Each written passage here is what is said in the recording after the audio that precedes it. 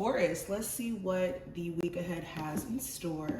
We're going to start with my Enchanted Map Oracle, and then we'll get into the traditional tarot. Any information that you may be looking for will be listed in the description if you want a personal reading, or if you want any of my social media information, that will be below. Taurus, what does the week ahead have in store energy-wise? First card we have is home. So there's a huge focus on your home environment, whether that's transitioning into a new home, whether that's fixing things up within the home, redecorating. Okay, and if this isn't your physical home that we're talking about a sense of security, stability, what makes you feel safe. So there could be some re-examining of exactly what is your comfort zone, or certain things that you do based off of being in your comfort zone or wanting to stay in your comfort zone in some sense. Perfect time for you to declutter. Some of you will be actually like redoing your home layout, whether that's like redecorating, throwing old things out of the home that you don't necessarily like resonate with or need. Okay, but we also have the Bone Collector. So whenever the Bone Collector card comes into play, this is a reminder that you have everything that you need to succeed or to progress.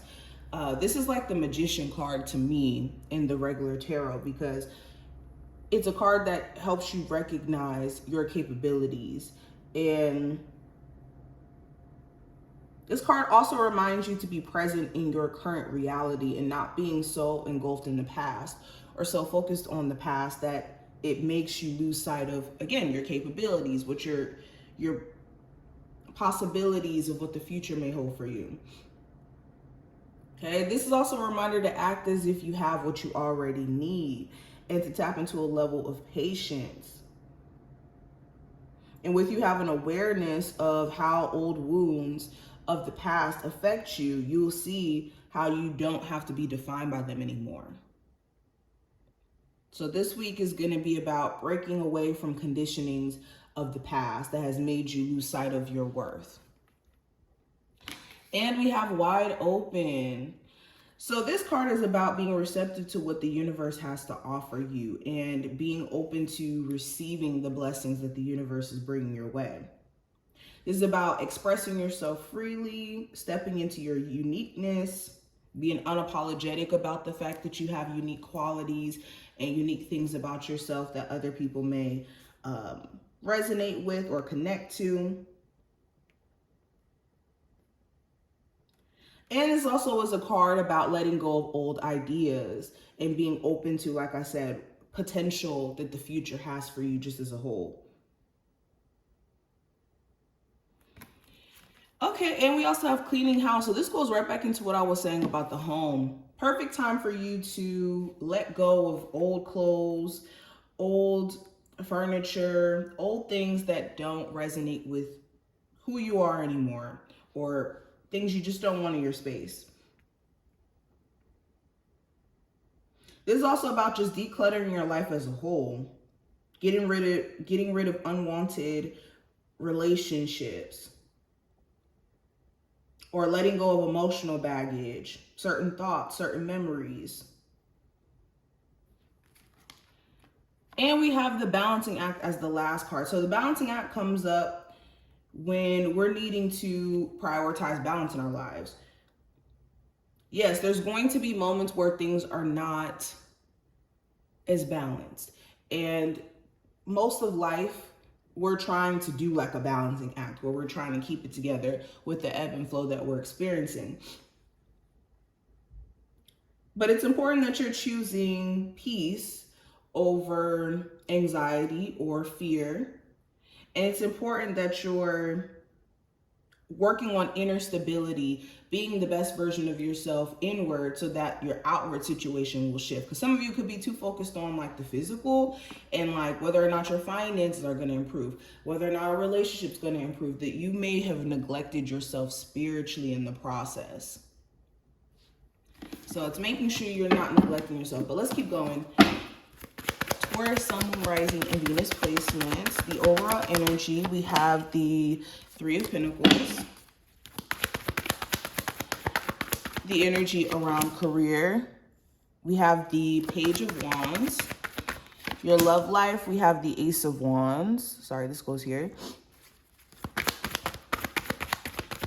The advice for you, I have the High Priestess. Let me try to back this up a little bit. The possible challenge is the Wheel of Fortune, and then the outcome is the Two of Swords in reverse. Bottom of the deck, I have the Knight of Wands. Let me try to back this up just a little bit so you can actually see.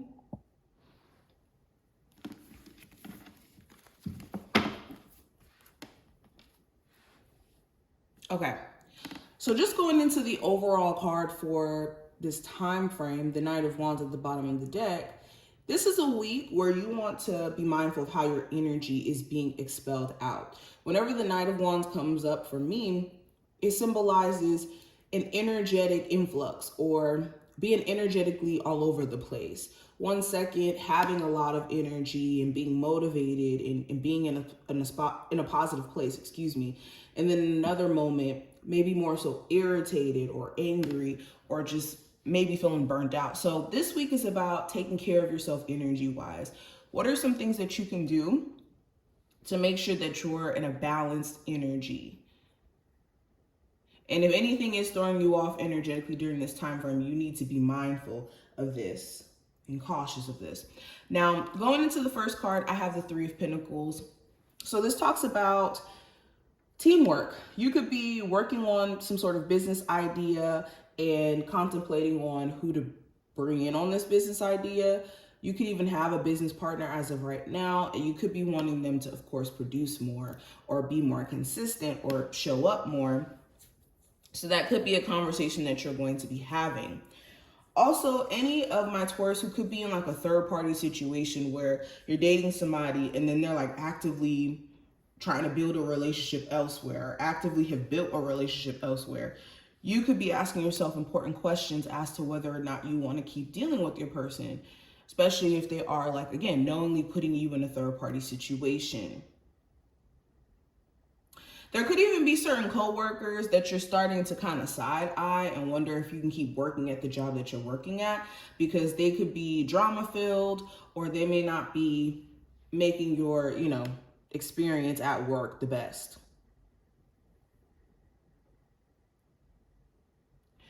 Now, what I see when it comes to your love life, we have the Ace of Wands.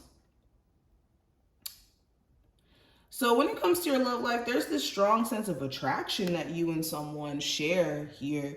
You guys could be extremely compatible energy-wise, and the passion, chemistry is there. This could be a newer person or somebody who you're, again, talking to again, and now the chemistry is re-sparking. I also see that there's somebody you want to take action. You're waiting on them to take initiative in terms of pursuing you or showing a level of interest, or they could be waiting on you to do it, okay? Take this reading how it applies. But somebody here is needing to take the first step to get things going, and it could be this waiting process either on your end or this person's end.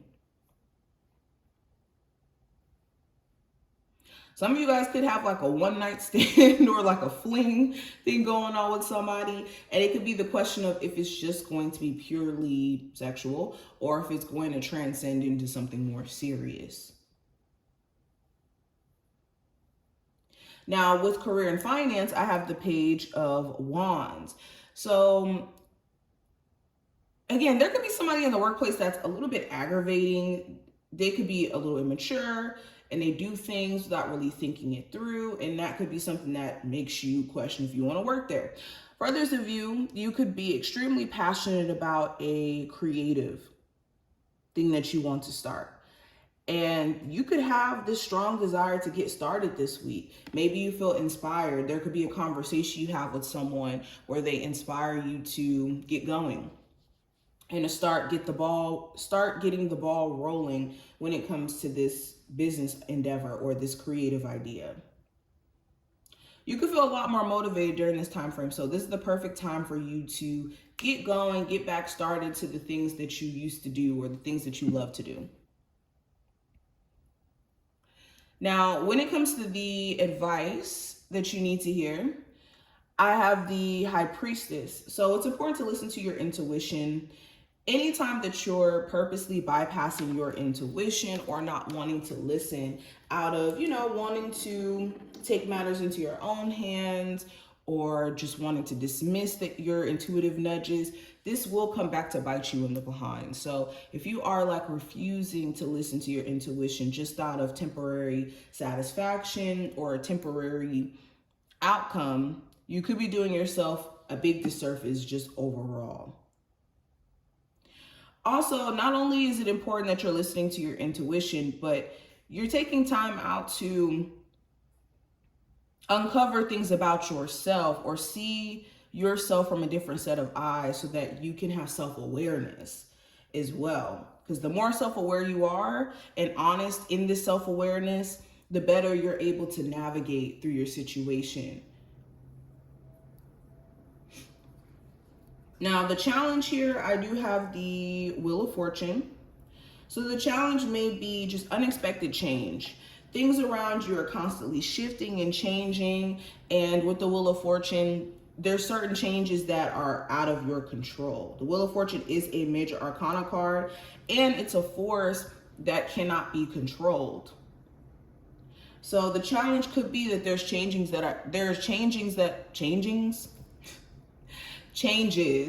are happening around you that you don't really have control over. Now, these changes are actually happening in your favor. Maybe you don't see it that way in the moment, but these changes are necessary.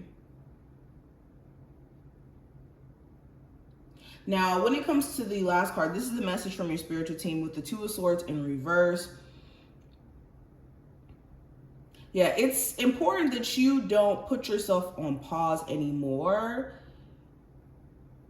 because you're scared to make a decision or you're dealing with somebody who isn't really standing in their decisions or isn't really, taking the initiative to clear up misunderstandings.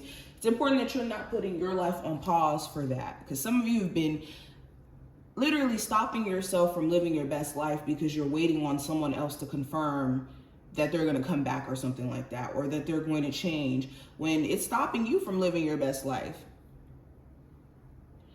And you may not really get the understanding that you seek through this situation. All right, what are the final messages for my Taurus they need to hear? So we have the Divine Masculine card and we have Focus. So yes, for my people who are dealing with the Divine Masculine, this is the time to where you're making sure you're attracting a partner or a Divine Masculine who is truly in tune with being a Divine Masculine and having a fair balance between their masculine and their feminine energies. And for my Divine Masculines watching this is making sure that you are understanding what it means to be a Divine Masculine and putting yourself as the focal point if possible. And just in general, Taurus, with Focus being here, it's time for you to get back focused on the right things. You have been giving attention to other people, certain fears, certain doubts, certain worries. So how can you have tunnel vision? How can you get back into this focused state of mind? So this is what I see. I hope that this was helpful and to give you insight. If you enjoyed, thumbs the video up, subscribe, and I will see you in the next one.